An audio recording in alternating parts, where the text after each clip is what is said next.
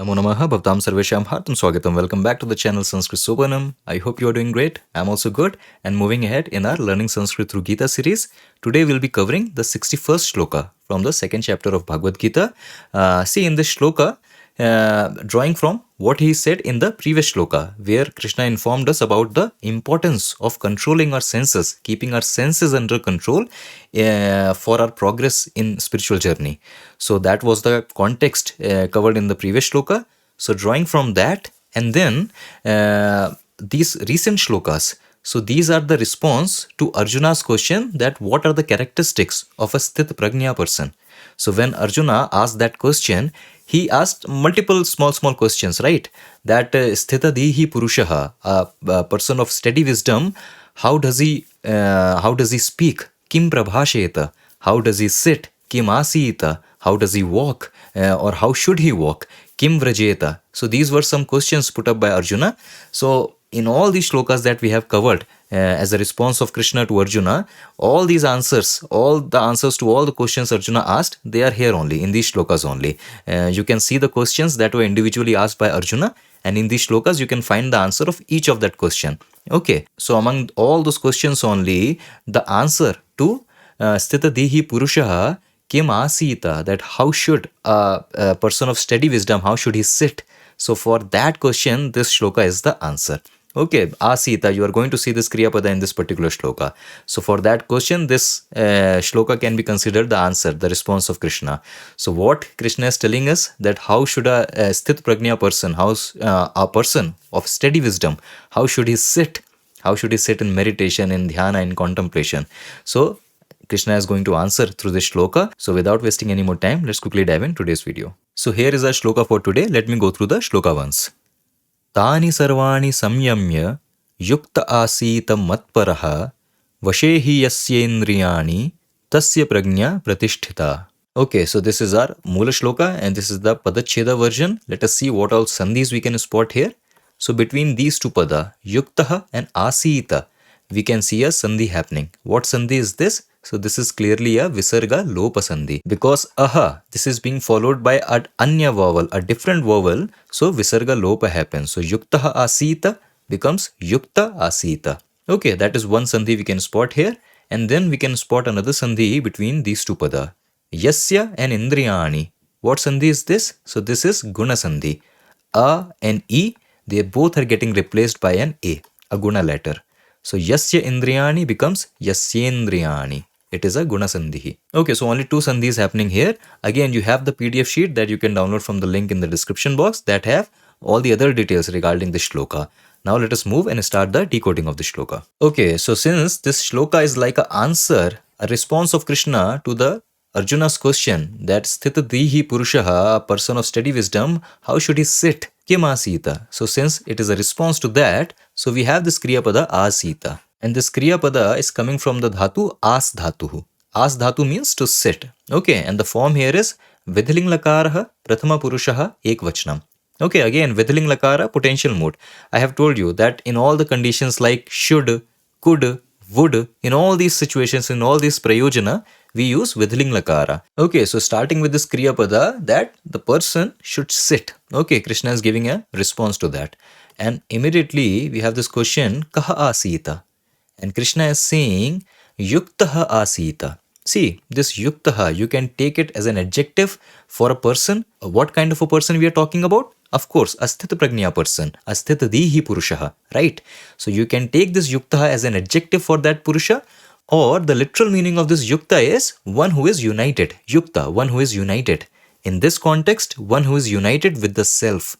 So we are basically talking about a yogi. So Yuktaha here, this is representing a yogi, basically a person of Sthitadihi, a person of steady wisdom, a Sthit Prajna person. So Krishna is saying, Yuktaha Purushaha Asita, that a yogi, a person of a steady wisdom, a yogi should sit. Okay, that is the context, but then Katham Asita, that is what we want to know, that how should a Sthit Prajna person sit? So Yuktaha Purushaha Katham Asita, and Krishna is saying, Yuktaha matparaha asita.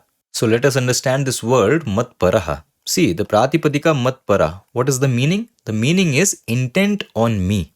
Okay. See, Para, this here is in the sense of intent on or devoted to in that sense. And devoted to what? Devoted to me. That is this mat. Okay, see, for first person pronoun we use asmad, right? And for second person pronoun we use yushmat. This we know, correct? Now whenever we are using this asmad and yushmat in a what you say, in a samasa, okay, whenever we have certain kind of samasa, whenever we are using this asmad and yushmat within a samasa, we use their short form. So the short form of asmad is mad and the short form of yushmat is tvad. Okay. So instead of using asmad and yushmat, we use their shorter version. We use mad for asmad and we use tvad for yushmat. Okay, so that is what we are using here also. That it is basically mat para. Okay, but then again there is a sandhi, chartva sandhi, due to which this dakara, this will change into C1. So mat para, this also changes into mat para. Okay, so this change of da into ta, this is due to chartva sandhi. Okay, basically a consonant changes into the C1, into the first vyanjan, the prathama vyanjana of its varga. Okay, so matpara, this becomes matpara. That is what you have here. Okay, so two things to remember. Whenever we use asmad and yushmad within a samasa, we use their short form. For asmad it is mad, for yushmad it is tvad. So we are writing matpara, but due to that chartu sandhi, it is becoming matpara. That is what you have here as the pratipadika. Okay, and then again in such a use, this para, this basically means intent on. So intent on me, mat para. See, you may have seen this word in Hindi also, tatpara. The balaka is tatpara. Tatpara is what now? Intent on that. And this tatpara, this in English, the meaning is diligent. Okay, diligent or engrossed in something.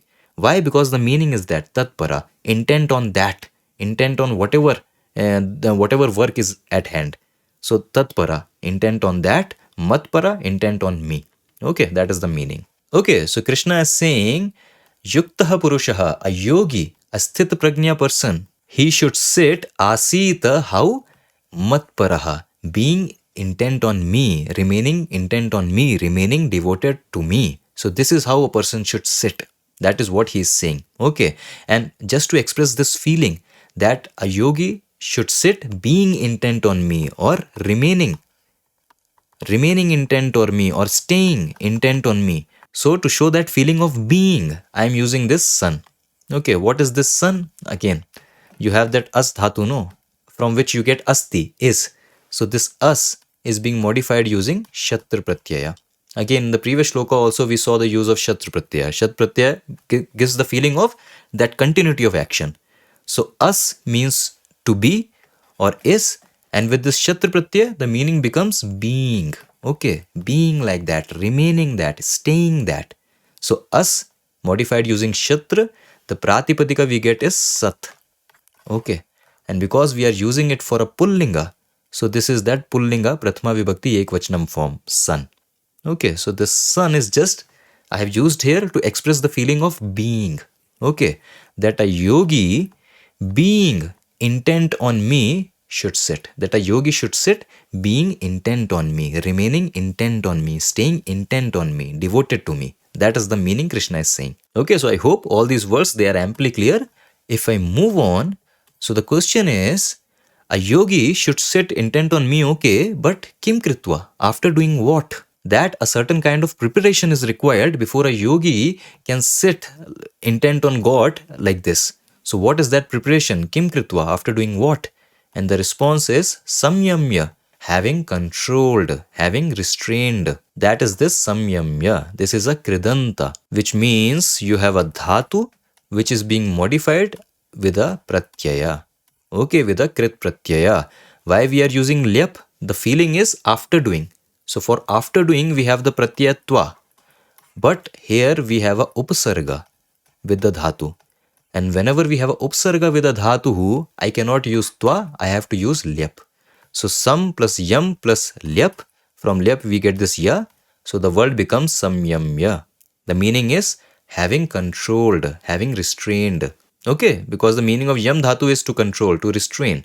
So tva and lyap, after controlling or having controlled in that sense. But having controlled what? That is the question. Kani samyamya. And Krishna is saying Tani sarvani samyamya, that having controlled them all. Okay, Tani, having controlled them. Tani sarvani, having controlled them all. And Tani sarvani, who they are pointing towards? So, drawing from the previous shloka, he is talking about the senses. That Tani sarvani indriyani samyamya, having controlled all of those indriyas, all of those senses. Yuktaha, a yogi should sit matparahasan, being intent on me. So that is what he's saying. So this is the preparation he's asking for. That having controlled them all, having controlled the senses first, then a yogi should sit like this. Tani, this is again, of course, coming from Tad Sarvanama. Sarvani, this is coming from Sarva Sarvanama. Both of them are being used to point to that Indriya, senses from the previous shloka. So this Tad is also in the form of Napumsak Linga, Dutiya Vibhakti, Bahuvachanam, and this Sarva is also in the form of Napumsak Linga, Dutiya Vibhakti, Bahuvachanam. Okay, why Bahuvachanam? Senses, plural. Why Dutiya Vibhakti? Because having controlled them. So these Indriyani, these are the object of this Samyamya, having controlled them. So because they are the object, the karma of this so-called Kriya, so they are in Dutiya Vibhakti. Okay, I hope all these words, their meaning, their implied meaning, their use is clear. Tani sarvani samyamya yuktaha purushaha matparaha san asita. Having controlled all of them, all of those senses, a yogi should sit being intent on me, being devoted to me. That is what Krishna is saying. And then in second line, we have that same three words we have seen so many times in the previous shlokas. So I'll open that. That tasya prajna pratishtita, because after all, this is what Krishna is talking about. So this line we have seen so many times, because different ways Krishna has different characteristics. Krishna has explained about a person, and then he says such kind of a person's prajna is pratishtita. So this is something we are already familiar with, but what is new in this shloka is given here. That tasya prajna pratishtita kidrishasya purushasya, what kind of a person's? And Krishna is saying Yasya vashe indriyani. So again, drawing from the previous shloka, he's talking about the senses, the need of controlling them. So drawing from that only, Krishna is saying Yasya vashe indriyani tasya prajna pratishtita. Yasya, one whose, vashe, under control, in control, indriyani, senses. So Yasya vashe indriyani, one whose senses are under control, tasya prajna pratishtita. Such a person's, his wisdom is firm, his intellect is firm, steady. Okay, quite easy. Yasya coming from Yad Sarvanama, the Rupa is Shashti Vibhakti Ekvachanam. Vashe coming from Vasha Pratipadika, again the Rupa is Saptami Vibhakti Ekvachanam, in control, under control. So that is that Saptami Vibhakti. And Indriyani, this is again coming from Indriya, Napumsak Linga Shabdaha, and this is Prathama Vibhakti Bahuvachanam. Yasya Vashe Indriyani Santi. Okay, Indriyani Santi, the senses are. So that is why it is in Prathama Vibhakti Bahuvachanam. Okay, so Yasya Vashe Indriyani Tasya Prajna Pratishtita, one whose senses are under control. Such a person's wisdom is firm, steady. That is the full shloka. Let us see the Anvaya along with the Anuvada also. Okay, so in response to the question asked by Arjuna, that how should a person of steady wisdom sit? Okay, Kim asita. So that is the answer. That Tani Sarvani Indriyani Samyamya Yuktaha matparaha sanasita.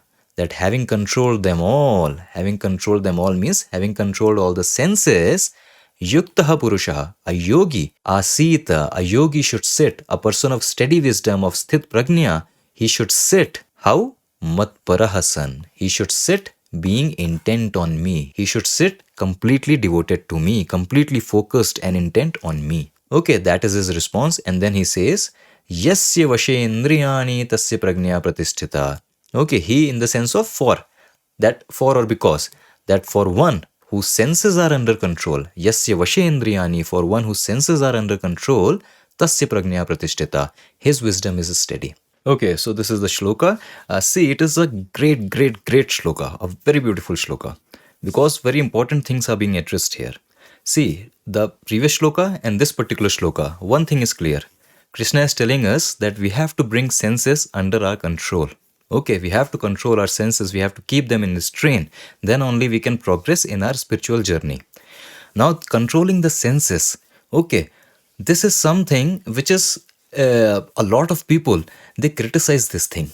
Okay, in our Indian knowledge system, in all our knowledge of spirituality and everything, keeping senses under control, not diving too much in the sense pleasures into a sensuous lives, all this is again and again reinforced to a spiritual seeker. But a lot of critics say this is kind of a suppression. Okay, that trying to restrain your senses, trying to not, if your senses are running behind something sensuous, try to restrain it. So it is like a suppression, and suppression is never healthy. Okay, and this is one of the hardest critic. There is a book by Sri Aurobindo, Renaissance in India. A beautiful book. Okay, everyone must read that book if they want to understand what India and its knowledge about this spirituality it truly stands for. In that book, Aurobindo, he has taken a lot of Western critiques of our Bharata, of our Indian knowledge system, and has given beautiful reply to all those critics.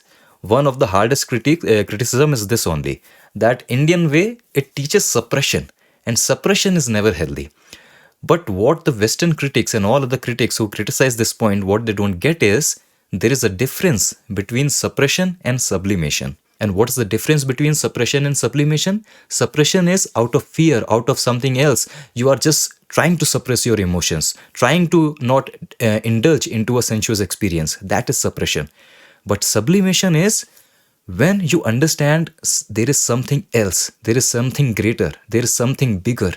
And then those sensuous experiences, you don't have to suppress them. They naturally die away. It is just like that when we are kid, we are so fond of all these candies, all these toffees. But when we grow up, the attachment, the attraction toward those candies, those toffees, they naturally die off. Okay, even though when we are grown up, we have financial means to acquire so many candies, so many things, but we don't do it because due to our inner growth, due to our inner development, we have grown out of that taste. We have evolved out of that. And we can see better things, which gives us greater satisfaction, greater pleasure. So, in a way, we have grown out of that thing. So, it is not suppression anymore. It is sublimation. That understanding there is something else, there is something greater beyond that. And when you understand that, so the lower things, the lower animal instincts, they naturally die off. And this is the way that our rishis, they propagate us. Okay, this is something that the Western critics, they have not understood it. And they only criticize this point, most of them, that Indian way is to suppress your emotions, to suppress your emotions. No, no one ever advocates suppression. Everyone always advocates sublimation. Okay, and how to do the sublimation? In this shloka only Krishna is telling us that mat paraha san, that being intent on me. See, it is very simple, that your mind, you cannot just say that mind, don't think about anything. No, it is not going to happen initially. Okay, your mind, it needs something, it needs an objective world. But then you have to divert your attention from lower animal instincts. So what you do, you divert your attention to something that is greater. Okay, intent on me. And this here Krishna is saying intent on not Krishna as a personality, intent on that supreme truth, intent on that supreme reality, that higher reality, higher consciousness.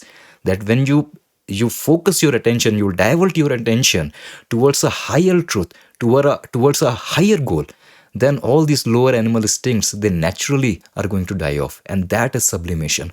And that is what we have to do. That is what, by continuous shravana of these spiritual text, the continuous shravana, then manana, continuous meditation, contemplation on those things, with these habits, you divert your attention towards something that is higher than this limited sensuous life.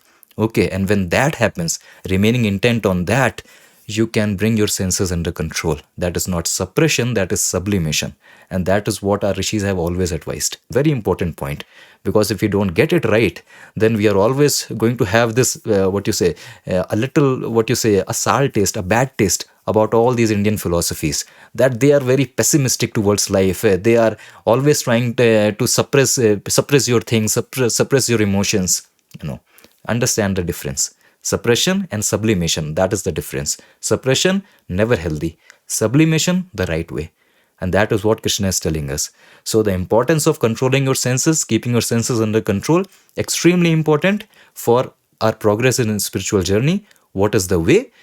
learn about, read about these things, read about the greater goal, read about the higher possibilities of life. And when you are reading about them, when you are constantly meditating on that, then all this, it slowly and gradually becomes more and more natural to you. Okay, again, it's not a very easy battle, because again Krishna himself is informing that these senses, they can forcibly carry away the mind of even a wise person who is striving it. So it is also a constant struggle, a constant practice, that don't ever let your guard down. Keep on practicing. Okay, that is why these daily habits, these daily sadhanas, these daily worship, all this is so important, because just to keep you in that loop, just to keep you in that practice. Okay, so that is what Krishna is informing us through this shloka. Beautiful, beautiful shloka. If we can understand it right, again, you have commentaries. Read the commentaries of great people to understand what this actually means. And for all such critics about Indian knowledge system, you can again read the book Renaissance in India by Sri Aurobindo. Amazing book. The critiques and the criticism, they are very, what you say, very convincing. When you read those criticism, for a second you feel convinced, and then you get a response of someone like Sri Aurobindo, and then you see that, okay, that is what this entire system, this entire Bharat knowledge system, this Rishi Parampara, all this, what this actually means. Okay, so yes, so much things to learn and apply in our day-to-day life. That is a shloka. I hope all the words, all the padas, they were clear. You have the PDF sheet in case I missed out anything. I'll take leave and I'll meet you in another video with another shloka. Until then, stay awesome, stay happy, keep learning Sanskrit. Vayam punah milamaha. Dhanyavad.